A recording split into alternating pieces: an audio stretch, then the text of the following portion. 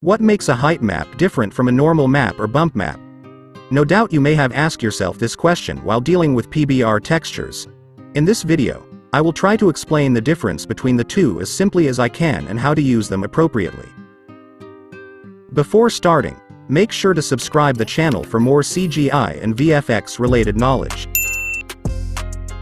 Let's add a plane and hop into Shading tab.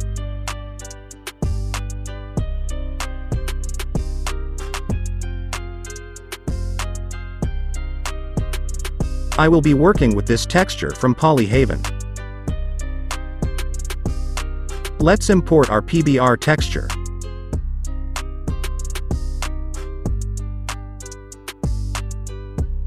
I will not go into the process of connecting other maps apart from normal and displacement maps. Let's pause the video and let me explain the difference between bump map and normal map. Bump map is the old school version of normal map. While bump map uses grayscale value to provide up and down information, normal map uses RGB information that corresponds directly with X, Y, and Z axis in 3D space. The way we connect normal map is we connect it with the normal slot of principled BSDF through bump node.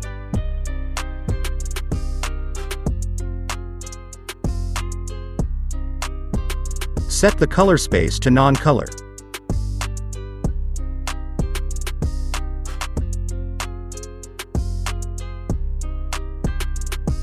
Normal map is used to replicate fake details as it doesn't modify the geometry in solid mode as well as in rendered mode.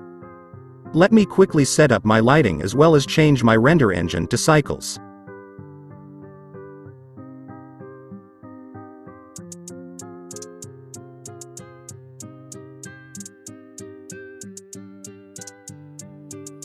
As you can see, it added some of the details, but it's still a plane.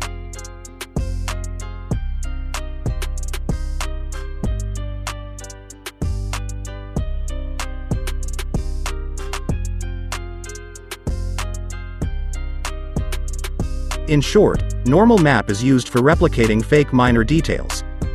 Now let's move over to height or displacement map. There are two ways of approaching details using displacement map. One way is to use micro-polygon displacement, and another method, we'll be actually deforming geometry based on white and black values of the map.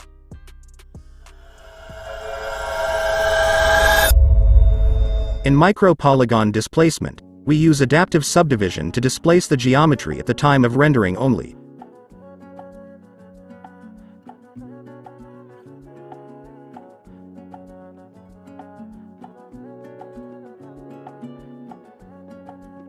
To achieve this kind of displacement, let's connect our displacement map to the displacement slot via a displacement node. Sounds confusing, right? Set the color space to non-color.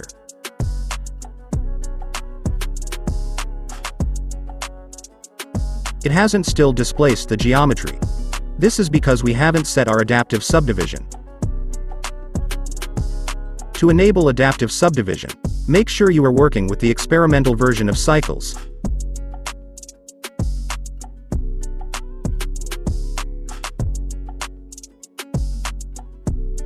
Then hop into Modifiers tab and apply Subdivision Modifier with Adaptive Subdivision checked.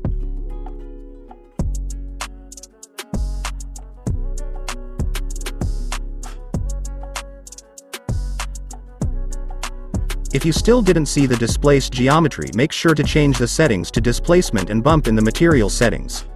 Now you will be able to see the geometry displaced.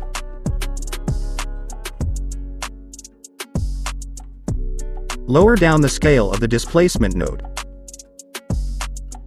As you can see, the geometry has been displaced, but it's only in rendered mode.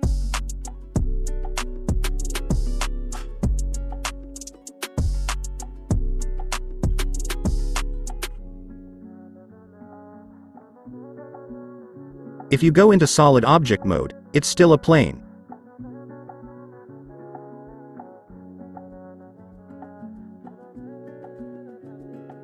To change the resolution of the details, go into Subdivision under Render Properties and lower down the dicing rate.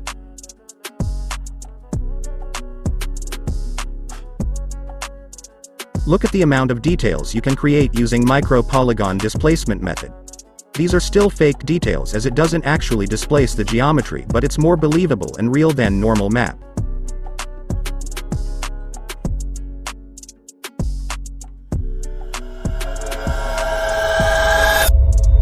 In this method of displacement, we actually deform the geometry unlike normal map and micro-polygon displacement. Firstly, subdivide the mesh in edit mode.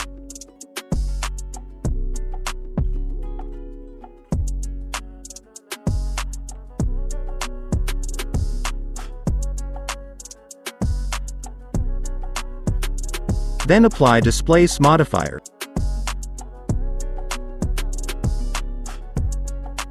And use the displacement map as the texture.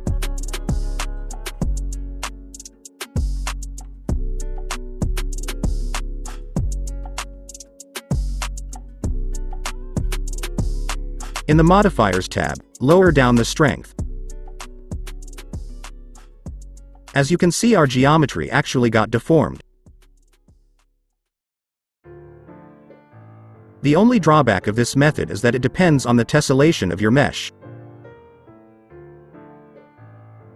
As you can see here, we're above 500,000 polygons and haven't quite achieved the high resolution.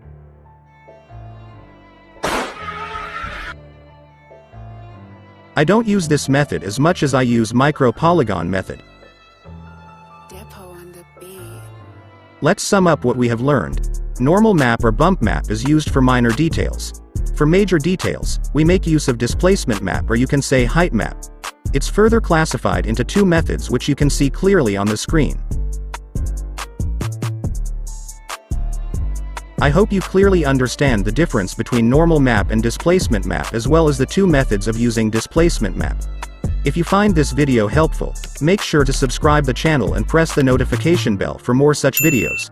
Till then, signing off.